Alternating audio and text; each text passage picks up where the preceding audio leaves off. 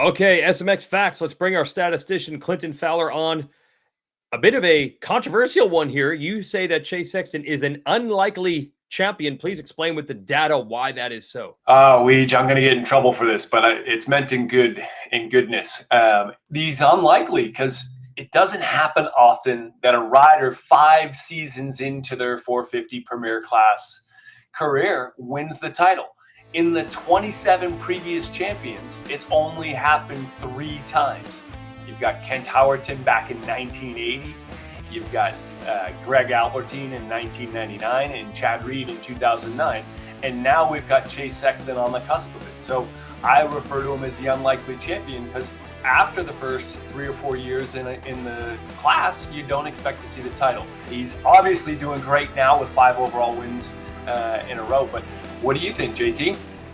2 different ways to look at this. And one of them, I think, keeps me out of trouble, and the other one gets me into trouble.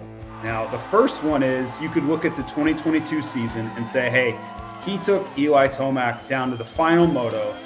That he was in line to win that championship. He was doing everything right, winning fast, all those things. He just didn't get the job done. So the signs were there that this was going to eventually work out, right? You can logically make that leap. The second one, and this is going to be a very unpopular opinion, is that look at the field and how decimated it is here this summer in 2024. We don't have Eli Tomac. We don't have Cooper Webb. We don't have Ken Roczen. We don't have the defending champion of Jet Lawrence finishing the series. So Chase Sexton could be considered somewhat winning by default. Now, I don't really subscribe to that theory, but someone will, and it needs to be brought to the table. So pick your side.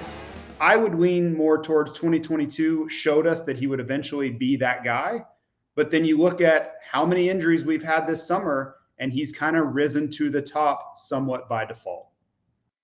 Next topic, at the beginning stages of a pro career, is Drew Adams making his debut this weekend in the 250 class at the Ironman Pro Motocross finale.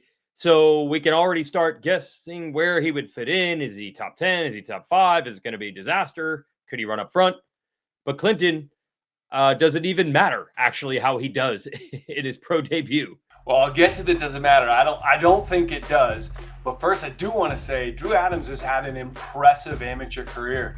He won the scouting combine, back in Redbud. He's had 3 SX Futures wins. He's got 6 Loretta Lynn's amateur national titles to his name, including 2 this year in the Horizon Award.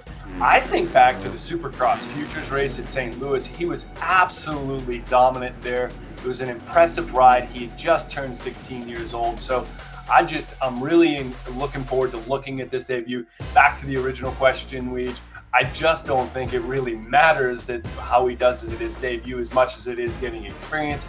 If there's anything to highlight why that's the case, JT, Hayden Deegan in 2022 went 34-24 for 34th overall at Ironman 2022. I mean, that to me tells you it probably doesn't matter ultimately to his success in his professional career. Yeah, and Chance Hymas, you could also add to that, didn't have a stellar jump to his debut rides. The only thing I would say is that if you come out and you really impress, it's a great thing, right? It almost cements the fact that you're going to make it. But on the other side, if you don't really, I think it's very easy to point to all of the riders, the Ricky Carmichaels and all these guys that struggled in their opening round and say, look, it's irrelevant. It doesn't matter. They're going to either make it or they won't. These first few motos of their career are not the deciding factor. So I don't really see a big downside. I think the rider should just look at it as an opportunity and 100% a learning process. One other topic you want to hit this week, Clinton, is these SMX Playoff, not bubble battle per se, but we hit it earlier in the show. A lot of riders close as far as the seeding is concerned. Yeah, there's a couple of battles that are interesting, Leach. In the 250 class, Jordan Smith and Pierce Brown battling for 6th and 7th. There's one seeding point there. But the one for me that really sticks out is the battle between 4th, 5th, and 6th in the 450 class. And that's Justin Cooper, Jet Lawrence, and Aaron Plessinger. Obviously, Jet Lawrence is out.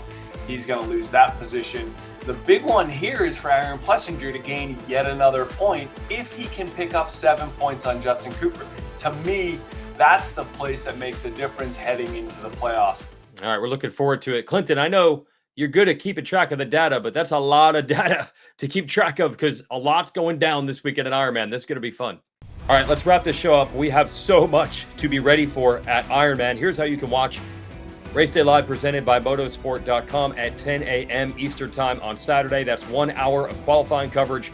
The motos start at 1 Eastern. You can watch the whole thing on Peacock or the SMX Video Pass outside the United States. Again, stay tuned right through the end of the motos where we'll be able to go to the pits and watch some of the championship celebrations and more. Because as the Pro Motocross finale, JT, we've got special awards, Rookie of the Year, Team of the Year, Mechanic of the Year. Sometimes they hand out Truck Driver of the Year, maybe Podium Interviewer of the Year.